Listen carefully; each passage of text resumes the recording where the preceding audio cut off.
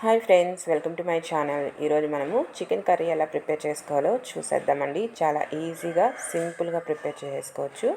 దాని ప్రిపరేషన్ చూసేద్దాం. ముందుగా స్టవ్ మీద గిన్నె పెట్టేసుకొని ఒక 2 టేబుల్ స్పూన్స్ వరకు ఆయిల్ని యాడ్ చేసుకోండి.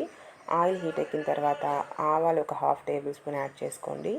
ఆవాలు కాస్త చిటపట్లాడిన తర్వాత సన్నగా కట్ చేసుకున్న ఆనియన్స్, పచ్చిమిర్చి, కరివేపాకు రెమ్మలు కూడా యాడ్ చేసి ఇదంతా కూడా బాగా ఫ్రై అయ్యేటట్టు ఫ్రై చేసేసుకోవాలి. ఇదంతా కూడా లైట్ గోల్డెన్ బ్రౌన్ కలర్ వచ్చేంత వరకు ఫ్రై చేసుకోండి. అప్పుడే మనకి టేస్ట్ అనేది బాగుంటుంది కర్రీ. ఇప్పుడు క్లీన్ చేసి పెట్టుకున్న చికెన్ కూడా యాడ్ చేస్తున్నాను. ఒక 1/2 కిలో చికెన్ ఉంటుందండి. ఈ 1/2 కిలో చికెన్ శుభ్రంగా ఒక 2-3 సార్లు క్లీన్ చేసుకొని ఇది కూడా ఇందులో యాడ్ చేసేసాను. యాడ్ చేసి ఈ ఆయిల్లో ఇదంతా కూడా బాగా కలిసేలాగా కలిపేసుకొని ఇప్పుడు ఇందులోకి రుచికి సరిపడా చూసుకొని సాల్ట్ యాడ్ చేసుకోండి, లేదా రాళ్ళు పైన యాడ్ చేసుకోండి. అలాగే ఒక 1/2 టేబుల్ స్పూన్ అంతా పసుపును కూడా యాడ్ చేసి ఇదంతా కూడా బాగా కలిసేలాగా కలిపేసుకొని ఈ ఆయిల్లోనే ఒక 5 నుండి 6 నిమిషాల వరకు బాగా ఫ్రై చేసుకోవాలి. ఇలా ఫ్రై చేసుకుంటే చికెన్ అంతా కూడా ఆయిల్లో బాగా ఫ్రై అయ్యి టేస్ట్ అనేది చాలా బాగుంటుంది. మధ్య మధ్యలో కలుపుకుంటూ ఒక 5 నుండి 7 నిమిషాల వరకు ఫ్రై చేసుకుందాం. ఇలా ఫ్రై చేస్తున్నప్పుడు ఈ చికెన్లో నుండి వాటర్ అంతా రిలీజ్ అయ్యి ఆయిల్ అంతా పైకి తేలుతుంది. అప్పటి వరకు ఇలా కలుపుకుంటూ ఫ్రై చేసుకోవాలి.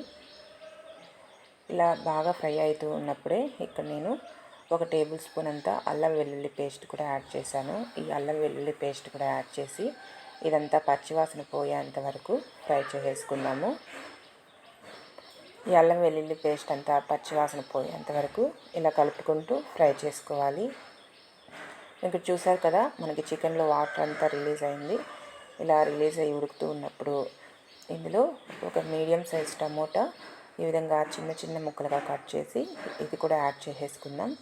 ఈ టమోటా కూడా యాడ్ చేసి ఈ టమోటా అంతా బాగా మగ్గేంత వరకు ఇలా కలుపుకుంటూ మగ్గనిచ్చుకుందాము.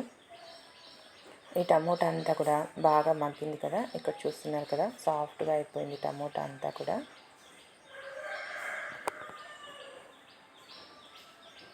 ఇలా సాఫ్ట్గా మగ్గిపోయి ఆయిల్ అంతా సపరేట్ అవుతుంది కదా, ఇలా అవుతున్నప్పుడు ఇందులోకి మనము మసాలాలు యాడ్ చేసుకుందాము. ఇప్పుడు ఇందులోకి రెడ్ చిల్లీ పౌడర్ నేను ఇక్కడ 1.5 టేబుల్ స్పూన్ వరకు యాడ్ చేశాను. అలాగే ధనియా పౌడర్ ఒక table spoon, garam masala powder ఒక 1/2 టేబుల్ స్పూన్ యాడ్ చేసి ఇదంతా కూడా కారం వాసన పోయేలాగా ఒక 2 నిమిషాల పాటు ఫ్రై చేసేసుకుందాము. ఇలా కారం వాసన అంతా పోయేలాగా ఒక 2 నిమిషాల పాటు బాగా ఫ్రై చేసేసుకోవాలి. ఇలా చక్కగా ఫ్రై చేసుకొని ఇక్కడ నేను ఒక గ్లాస్ వాటర్ని యాడ్ చేస్తున్నానండి. ఇక్కడ నేను ఒక పెద్ద గ్లాస్ వాటర్ని యాడ్ చేశాను. ఎందుకంటే ముక్కలు మనకి ఉడకాలి కాబట్టి యాడ్ చేసి ఇదంతా కూడా బాగా కలిసేలాగా కలిపేసుకొని ఒక 15 నిమిషాల పాటు చక్కగా ఉడికించుకోవాలి. ఒక 15 నిమిషాలు ఉడికించుకుంటే మనకి ఎంతో టేస్టీ అయినటువంటి చికెన్ కర్రీ రెడీ అయిపోతుంది. ఈ చికెన్ కర్రీ మనము వేడి వేడి రాగి సంగటి, రైస్, దోశ, ఇడ్లీ అన్నిటిలో కూడా చాలా బాగుంటుంది. మీరు కూడా ఒకసారి ట్రై చేయండి.